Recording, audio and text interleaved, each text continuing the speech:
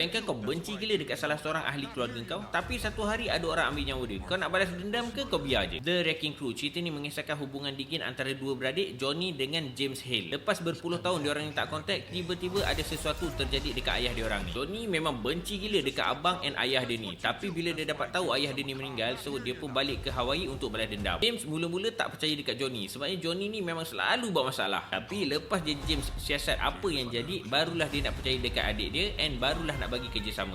Movie ni serius tak kedekut dengan action scene. Dia punya action scene tu pada aku agak padat, dengan scene tembak-menembak, letup sana sini, and lagi satu dia punya hand to hand combat tu pun memang style tu. This movie ni pada aku agak steady sebab ada part yang laju, ada part yang slow, tapi tak bosan sebabnya semua plot dia ada isi. Lagi satu yang aku suka, dia punya practical effect tu nampak real and dia punya CGI pun smooth dia. Cerita ni dia dark and gritty, cuma tak terlalu ekstrim. So kalau korang boleh tengok cerita yang darah potong-potong sana sini, cerita ni korang boleh tengok. Untuk pembukaan tahun 2026, ini antara movie action yang berbaloi untuk tengok. Sekarang ni cerita ni tengah trending nombor 1 dekat Prime Video. So kalau korang peminat cerita action, cerita ni wajib korang tengok.